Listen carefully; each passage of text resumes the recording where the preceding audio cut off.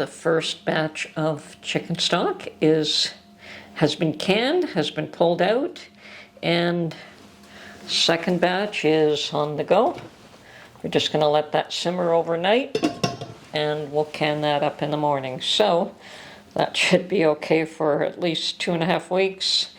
This first batch did make 10 jars. I had Mark take his chicken stock out of the pot rather than open up a jar this morning since it was ready. Anyway, good morning everyone. This is Tony from her Homestead Skills. And I was going to go out today, but I'm still a little bit under the weather, and I felt that it was probably wiser just to kick back and relax for another day or two.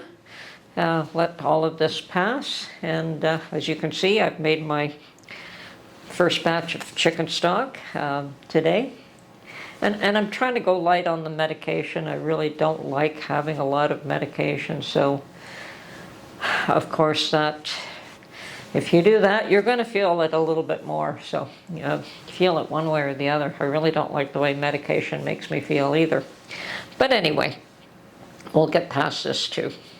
So, I guess today, now that my issues are pretty much aside, I focused a little bit on what's going on in the world, and some of it is extremely troubling, in North America specifically. What's going on in Ohio is pretty sad, and the fact that they aren't really getting the help that they need is unconscionable. It's absolutely terrible.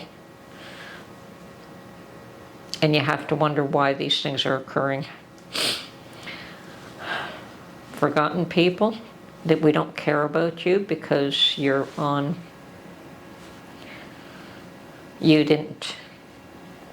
don't agree with our ideology, so too bad, you're on your own. Seems to be the case that is going on everywhere, even in Canada. It's not just the US. We've recently got the report for the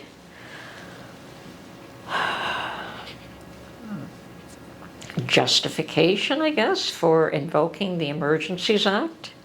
And they supported the government's take on this, which personally I believe was the wrong thing to do. What they have concluded is that the government was right in invoking the act, which is terrible, and that they were justified in seizing bank accounts. Interesting. I'm of the impression that anyone who thinks that there's justification for seizing anyone's bank accounts should be the first ones whose bank accounts get seized. If it's okay to do it to somebody else, then it's okay for it to be done to you.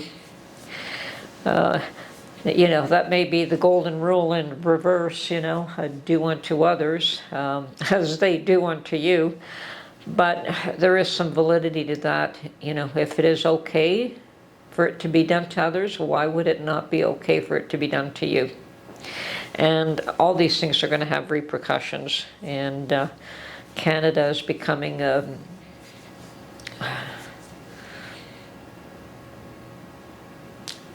place that, well, maybe we were just naive and trusting, both in Canada and the US, naive and trusting of those that we believe would do right by us. We pay them to look after our interests, and in the end, it would appear that the only interests that are being looked after are their own. So it's time to perhaps make a new plan. And certainly stocking your pantry is part of that plan, but carrying some cash is also another. If your bank account can be seized at the whim of the government, that's an ugly precedent that is being set. And it is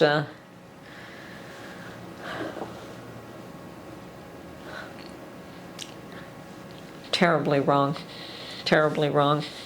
So as I say, it's time to make a new plan. It's time to rethink things. It's time to consider whether, if you don't have any rights whatsoever, it gets to the point where it's concerning. There's only 2 times in history where this act has been enacted, and the first time was senior during the FLQ crisis, and I was a young girl during that time and very familiar with how the young population was affected by it, and they're worried because they were long-haired hippie freaks that just felt that the police could pick them up and beat them up and lock them up without any consideration for anything, because it was virtually a martial law. The police had complete authority, and it was invoked by senior for a specific reason, something to do with the FLQ, kidnapping a member of the government. And I don't think that that ended well, but that was the first time that it was invoked, and the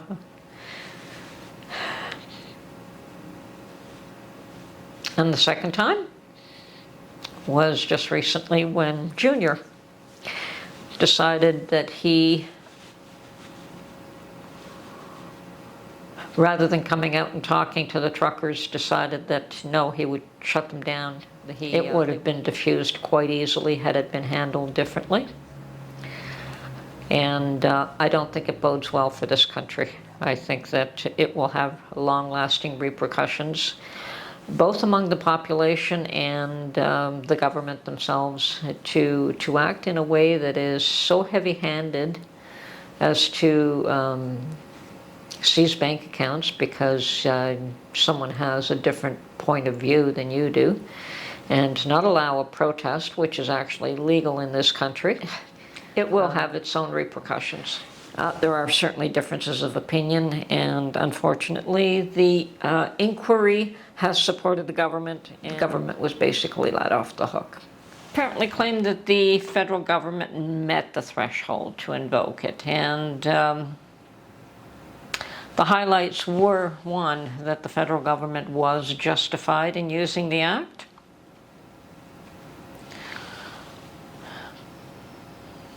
Because of the daily disruption to daily life in Ottawa. Personally, I don't think that that's justification. Potential life-threatening violence. I'm not aware of any violence occurring. Yeah, and potential for violence is not violence. I think that the police had more than enough justification to arrest anybody who was violent, and there was none of that. As a matter of fact, part of the problem was that the police didn't act at all because there was probably nothing going on that they could do anything about. People were not acting unlawfully. They were protesting legally. So I think that there's still issues that the inquiry has left unresolved. They also claimed that there was a failure of federalism, meaning that all the levels of government didn't work well together. Well,